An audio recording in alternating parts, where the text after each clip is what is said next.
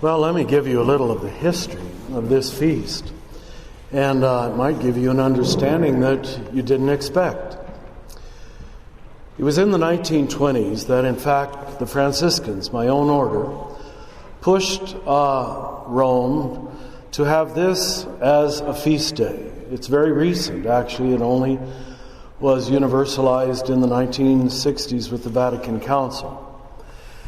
And after the First World War, when the kings of Europe had all been self-destructing one another, all in the name of Christianity, it seems, they realized we needed a bigger pattern here. We needed something that would hold Christian civilization together.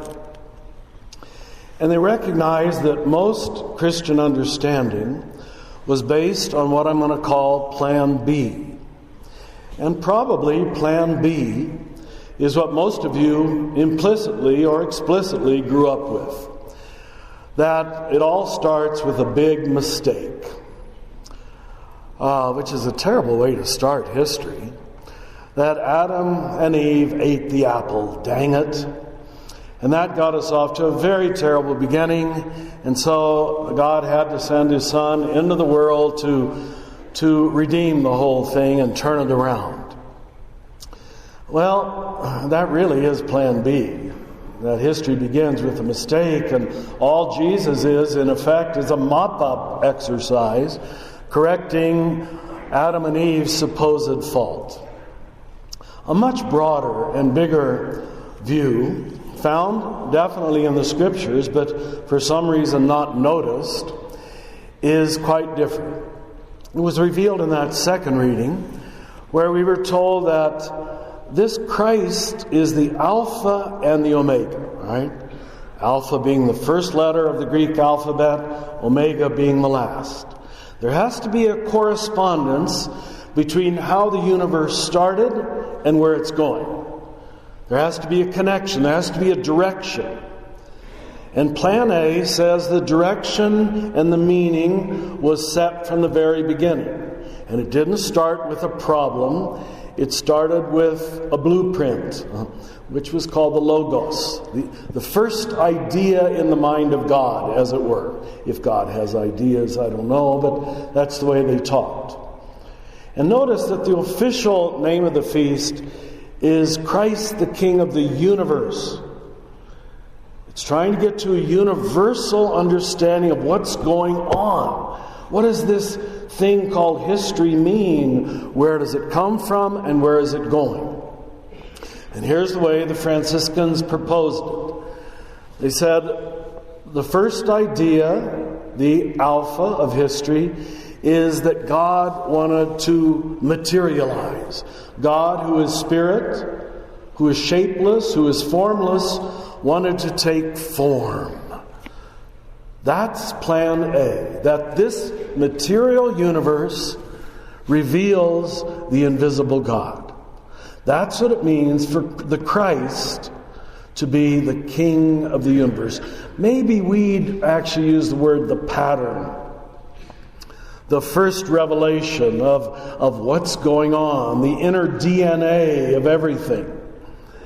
And because we still were pretty much preoccupied with kings, we use the word the King of the universe. But as you saw in the gospel, he in effect rejects that title. He says, that's not what I'm about. I just came to reveal the big truth, not to be a king in your worldly sense. So the Christ, and I've told you this here before, I think, the Christ is not the same as Jesus. Now don't be shocked, don't be scandalized, don't think I've lost faith, right? Jesus has existed only for 2,000 years. The Christ, the King of the universe, the pattern of all things, has existed according to our understanding of the universe for 14.6 billion years. Got it? It's called the Big Bang. That's when God, from our science, the best we know, decided to show God's self. That's the incarnation. That's the alpha point. We're the first people who ever had a name for it. We call it the Big Bang. that God decided to materialize. And of course now our telescopes can reveal that this universe is still expanding. 14.6 billion years ago, it's still moving outward. The Christ is still unfolding. Now maybe this second coming of Christ that Christians like to talk about is when, and scientists predict this will happen, when the whole thing stops expanding. I don't know why. And they say in a moment we'll all condense. I don't know.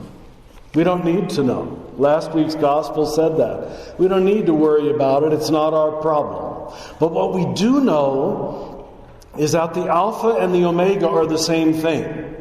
That what God revealed as Plan A, the Christ, to reveal who God is in the universe, in creation, in every creature, in everything that exists on this planet and all planets right now, is a revelation of the mystery of God.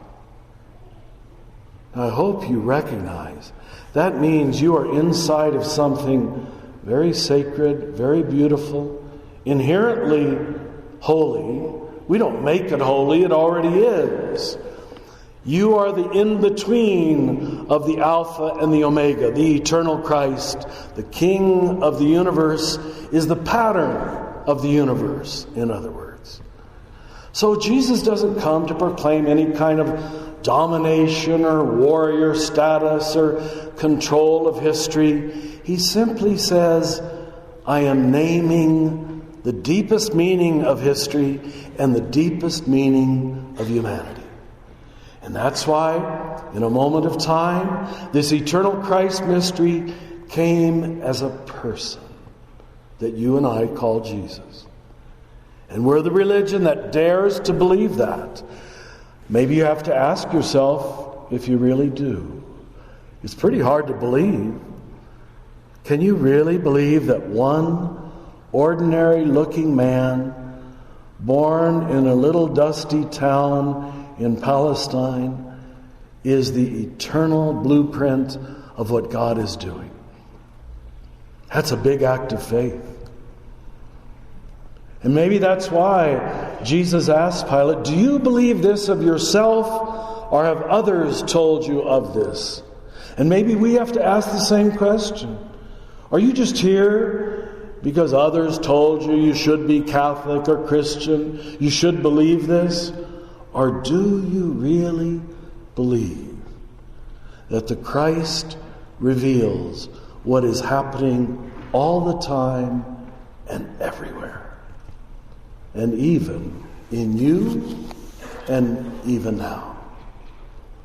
This, I believe, is the deepest and biggest and best meaning of the feast of Christ, the King of the universe.